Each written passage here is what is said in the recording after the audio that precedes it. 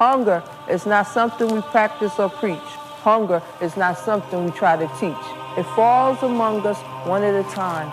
It sneaks up on us as though we committed a crime. The thoughts of bones keep my mind in the red. I'm starving, man, and I gotta be fed. 'Cause for a bone, my stomach rumbles and groans. So out of touch, I'll be a dog with the Jones. Who cares about the one that eats off the ground, as if they have too much to go around? Hunger pains, tears, fears, manipulation. Mercy pulled me out of this cruel devastation. A desperate thing is a dog, you see, who's starving, man, and who's got to get free. Let all alone, his thoughts surely roam. So out of touch, I'm like a dog with the Jones. Stomach clenched, racks of ribs. Push me down with fear and wrath of starvation. My strength is gone. I sank into debilitation.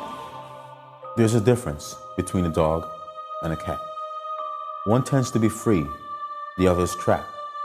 Hooked to a chain, round his neck is his trap. There's a difference between a dog and a cat. Picture yourself standing over top of our planet, looking down at how we take our lives for granted. What if your world was spiraling down and you were crouching in alleyways, scrounging around?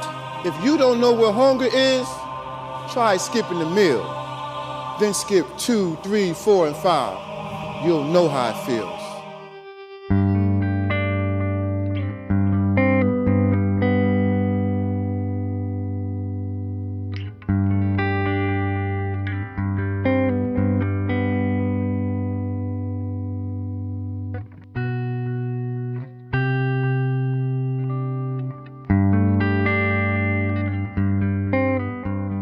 For me, I always had hope.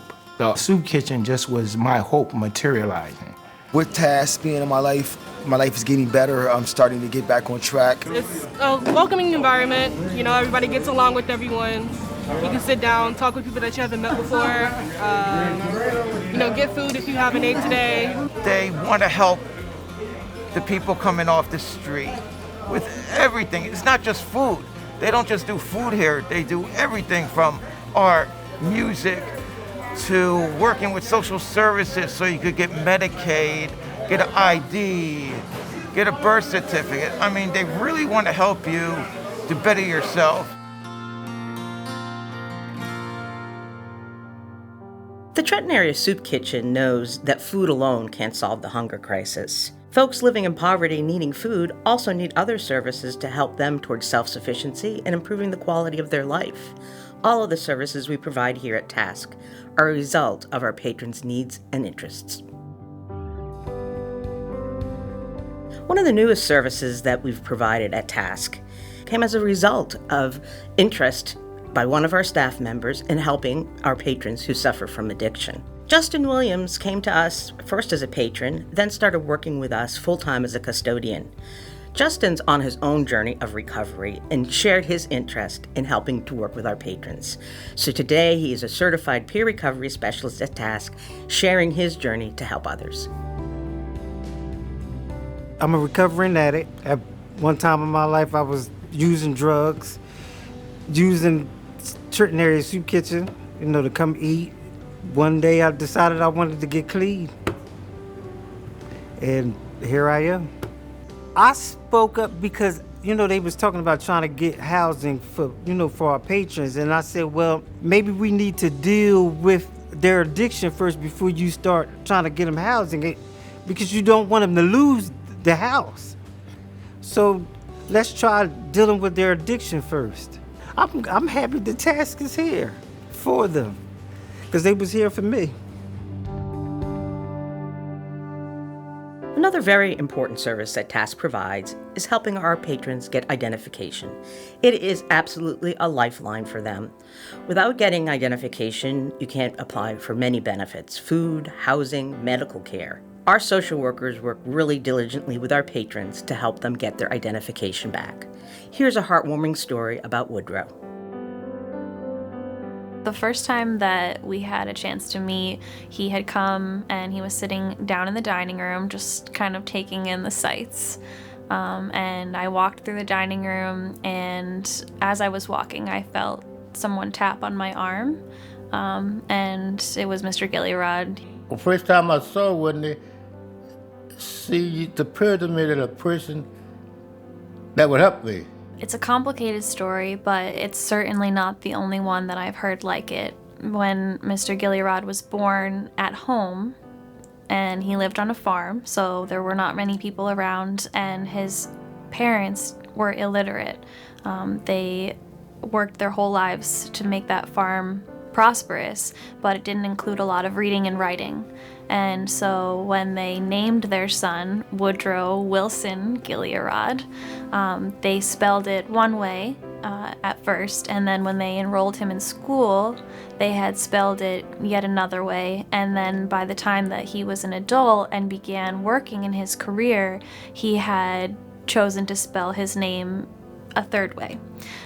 So these different spellings made it very difficult for him to get his documents, and one of the things that he was really concerned about was getting his money from his pension. When I was getting ready to get the pension, the lady in H&R was setting it up for me, but she said, yeah, I needed the birth certificate.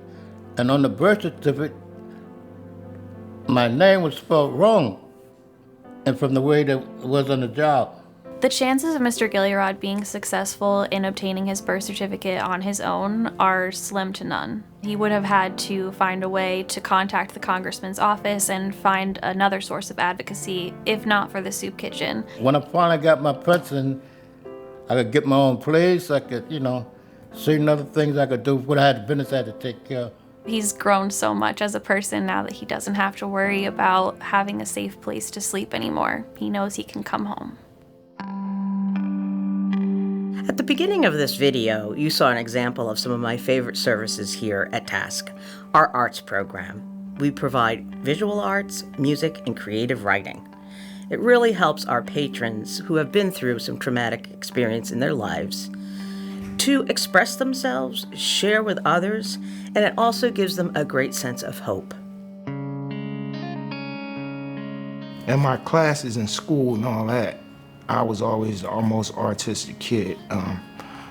But after a while, after school was over, I didn't have nowhere to share my art. So I was very, very lonely with my art. I got real deep into it.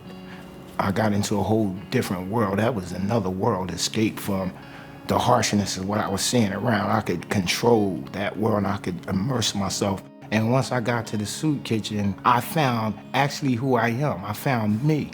We started the music program, and that's what got me involved with the share program, with the art and the music. It all came together for me, and it was perfect for me to be right here, because everything that was in me, all my artistic endeavors and creativity was given a place. We provide dignity for the patrons that we serve, which increases their self-confidence and their sense of the value of themselves. What I find remarkable about Task is that whoever comes here realizes, whether they're a volunteer or a staff person or a patron, that we're all more alike than we are different. And that is the beauty of this wonderful organization.